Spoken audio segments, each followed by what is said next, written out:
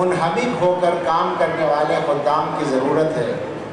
ہمارے یہ مدرسے چلتی پھرتی چیز نہیں ہے۔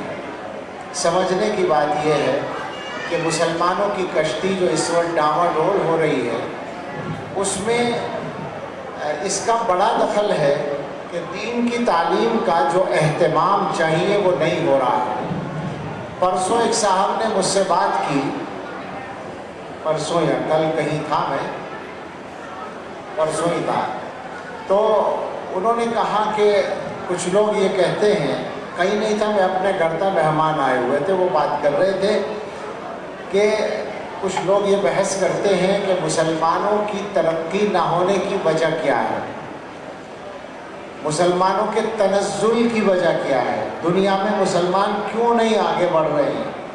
تو وہ یہ کہتے ہیں کہ چونکہ مسلمان عصری تعلیم میں پیچھے ہیں اس لیے ترقی نہیں کر رہے۔ ذرا مضمون سمجھیے گا، کالج کی تعلیم، یونیورسٹی کی تعلیم، جو تعلیم ہے سائنس کی اور جدید تعلیم، اس میں مسلمان پیچھے ہیں، اس وجہ سے ترقی نہیں کر رہے۔ تو میں نے کہا بھائی سچ بولنا چاہیے، جھوٹ کیوں بول رہے ہیں؟ مجھے ایمانداری سے بتاؤ، اعداد و شمار کیا ہیں؟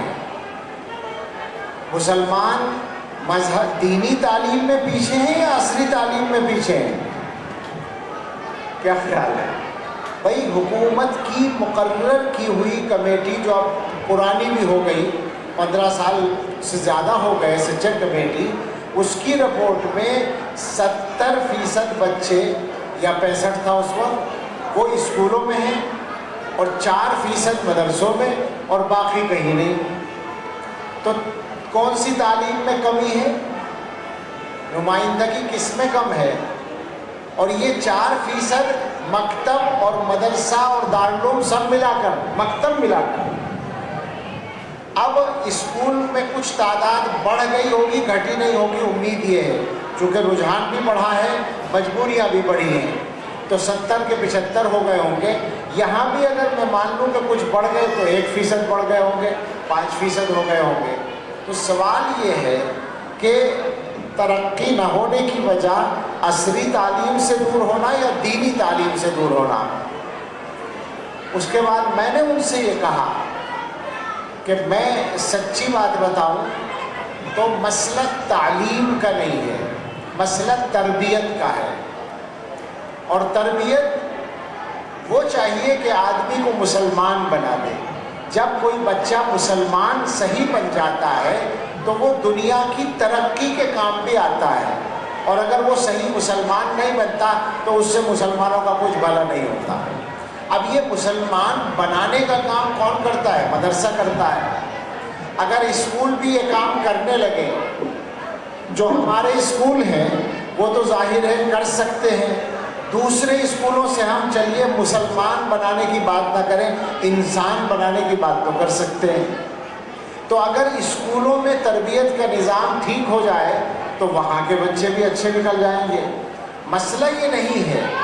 آگے چل کر میں یہ کہتا ہوں، ان سے بھی میں نے مختصراً کہا کہ سوال یہ ہے کہ ترقی، دنیا کی ترقی کے لیے آپ کے خیال میں یہ ضروری تھا کہ مسلمانوں کے بچے بہت سارے ڈاکٹر بنتے، انجینئر بنتے، سائنسداں بنتے، الگ الگ فیلڈ میں وہ جا کر کام کرتے تو مسلمان آگے بڑھتے۔ بالکل میں نے مانا، صحیح ہے بات، دنیا کی ترقی کے لیے یہی چاہیے تھا۔ سوال یہ ہے کہ یہ ڈیوٹی کس کی تھی؟ یہ ڈیوٹی دیوبند کی تھی یا علی گڑھ کی تھی؟ سمجھ رہے ہیں آپ میری بات؟ بھئی ذمہ داری کس نے لی تھی؟ اگر مسجد کو امام نہ ملے، مدرسے کو پڑھانے کے لیے استاذ قرآن پڑھانے والا، دین پڑھانے والا نہ ملے، یا کسی میت کی نماز جنازہ پڑھانے والا نہ ملے، تو آپ دیوبند کی گردن پکڑیے۔ لیکن اگر ڈاکٹر کم ہیں، انجینئر کم ہیں، سائنسداں کم ہیں، جدید تعلیم یافتہ کم ہیں، تو پھر جا کے علی گڑھ کا محاسبہ کرنا پڑے گا نا۔ کون کرے گا؟ یہ کام کس کا ہے؟ ہر ایک کا کام تو الگ الگ ہے نا۔ میڈیکل کالج سلمان یا مفتی عقیل تو نہیں قائم کریں گے، کوئی ڈاکٹر صاحب ہی قائم کریں گے۔ اب اس سے آگے سن لیں، چونکہ گھر میں بیٹھا ہوں زیادہ ہی بے تکلفی سے بات کر لوں۔ ایک ایڈوکیٹ صاحب تھے، وہ مضامین لکھا کرتے تھے، انہوں نے لکھا ایک دن کہ صاحب مسلمانوں کے اسکول کالج کم بن رہے ہیں، مدرسے زیادہ بن رہے ہیں۔ اچھا یہ بات ٹھیک ہے، یہ جھوٹ نہیں ہے، یہ سچی بات ہے، اگرچہ ضرورت بھر اب بھی نہیں ہے۔ یہ میں اپنی معلومات ذاتی سنی سنائی نہیں، آنکھوں سے دیکھی ہوئی پورے ملک میں گھوم کر اس کی روشنی میں کہتا ہوں کہ ضرورت کے برابر اب بھی نہیں ہے مدرسے، مگر ہاں اسکول کالج سے زیادہ، مسلمانوں کے اسکولوں سے زیادہ مدرسے ہیں۔ تو انہوں نے اس طرح پیش کیا کہ جیسے اس میں بھی علماء کی غلطی ہے، علماء خطاوار ہیں۔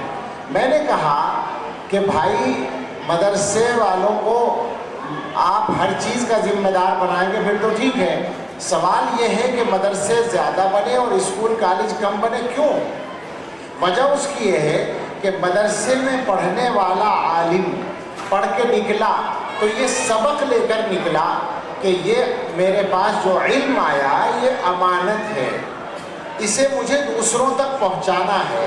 ہر عالم کا یہ جذبہ ہوتا ہے کہ میری قوم میں 100 بچے یا 1000 بچے حافظ بن جائیں، 100 بچے عالم بن جائیں، یہ جذبہ لے کر وہ مدرسے سے نکلتا ہے، اس لیے مدرسے بن رہے ہیں۔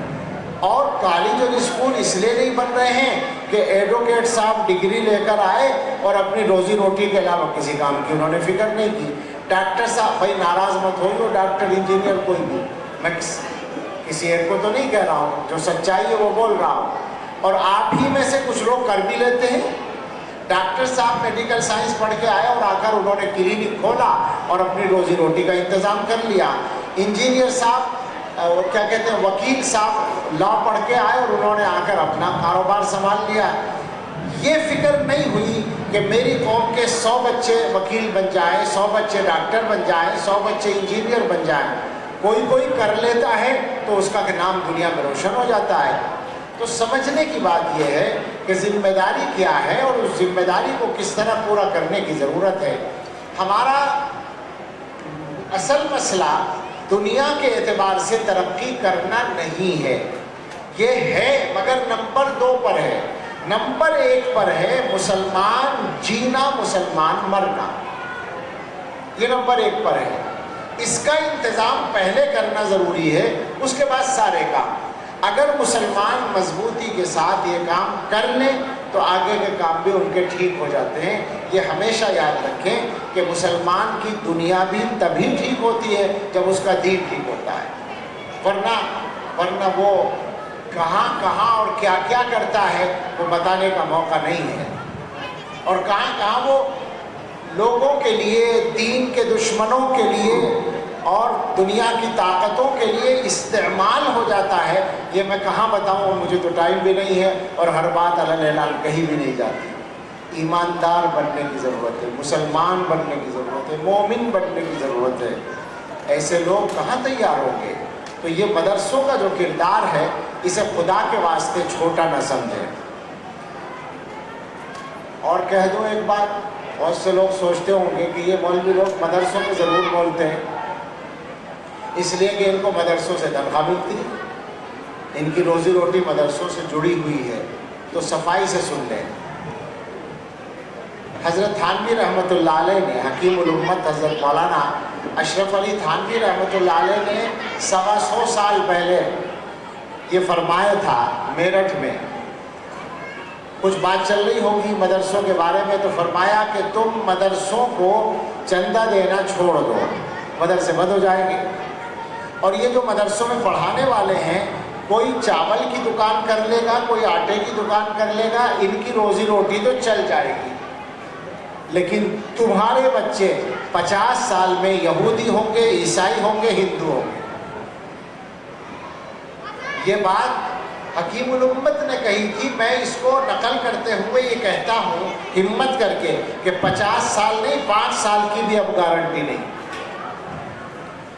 مسئلہ علماء کی روزی روٹی کا نہیں ہے۔ اب میں صاف بات کرتا ہوں تو پریشان ہو جاتے ہیں لوگ، مجھے بتاؤ ایمانداری سے، مدرسوں میں جو تنخواہ دیتے ہو، کیا دکان کرتے تو اس سے زیادہ نہ کما لیتے؟ آپ کی تنخواہ کیا ہے؟ اعلان نہیں کرنے کا تو مجھے بتا دیں، میں کروں گا اعلان۔ 40 سال پرانا صدر مدرس، 17,000 روپے تنخواہ ہے۔ اسکول میں چپراسی رکھ کے دکھا دیں گے آپ اتنی تنخواہ پہ؟ ظلم ہے یا نہیں ہے؟ کیا بات ہے آخر؟ پھر بھی غلطی مولویوں کی ہے، کھا رہے ہیں۔ ارے بندہ خدا، کھانے کو کچھ ہو جبھی تو کھائیں گے۔ ایمانداری کی بات تو الگ رہی، کچھ ہوگا جبھی تو کھائیں گے۔ عجیب بات ہے، سوچیں ذرا۔ میں نے وہاں کہہ دیا تھا حیدرآباد کے علاقے میں کہ 15,000 سے کم کو تنخواہ کہنا مکروہ سمجھتا ہوں، تو وہ میرے بڑے بعض لوگ پریشان تھے کہ کیا کہہ دیا، لیکن بات تو صحیح تھی۔ مزدور کی تنخواہ سے کم کو آپ تنخواہ کہیں۔ یہاں آج کل مزدور کیا لے رہے ہیں؟ اب تو 600 پہ آ گئے حضرت۔ ہاں جی، عام طور سے 600 میں ہے، کوئی کر لیتا ہوگا 500 میں کام، تو 600 کا مطلب ہے 18,000، 500 کا مطلب ہے 15,000۔ مزدور کی تنخواہ سے کم کتنے ہی مدرسین کی تنخواہ آپ کو مل جائے گی۔ تو مسئلہ ہماری دنیا کا نہیں، میں صفائی سے کہتا ہوں، میں مذاق نہیں کر رہا ہوں، کوئی کسی پر طنز کرنے کے لیے نہیں بیٹھا ہوں۔ ایمانداری کی بات کرنی ہے، ایمانداری پہ لانا ہے۔ مسئلہ ہماری روزی روٹی کا نہیں ہے جناب، مسئلہ ہمارے اور ہماری نسلوں کے دین و ایمان کا ہے۔ اور آپ یقین کریں کہ دنیا کی طاقتیں تہیہ کر کے بیٹھی ہیں کہ ان کو گمراہ کرنا ہے، اور اس کے لیے جو ان سے ہو رہا ہے وہ کر رہے ہیں، جو حربہ استعمال کر سکتے ہیں وہ کر رہے ہیں۔ لہٰذا یہ پہلی بات میری ہوئی کہ خدا کے واسطے مدرسے کی قیمت کو سمجھیے، اور چلیے مدرسے کی قیمت کو مت سمجھیے، اپنے بچے کو دوزخ سے بچانے کی ضرورت کو سمجھ لیجئے بس۔ کیا خیال ہے؟ اس میں تو اختلاف نہیں کرے گا کوئی کہ بچے کو دوزخ سے بچانا ہے۔ کیا گارنٹی ہے اس بات کی؟ اب جو نظام تعلیم نافذ ہو چکا ہے ہندوستان میں بھی، جو نافذ ہو چکا ہے، جو ایجوکیشن پالیسی نافذ ہو چکی ہے، اس کے بعد میری یہ بات بھی بہت چل پڑی ہے، میں اس لیے کہہ بھی دیتا ہوں کہ بچے کو اسکول بھیجنا ہوگا، پڑھائی کا بھیجنا۔ بچہ اسکول جائے گا، واپس آئے گا تو روزانہ چیک کرنا پڑے گا کہ ایمان واپس بھی لے کے آیا یا نہیں۔ یہ سرسری بات نہیں، یہ رونے والی بات ہے، یہ ڈرنے والی بات ہے۔ دل اندر سے روتا ہے مگر کہے بغیر کام نہیں چلتا، اس لیے کہتے ہیں۔ ایسے حالات ہیں، ان حالات میں غفلت چھوڑنی پڑے گی۔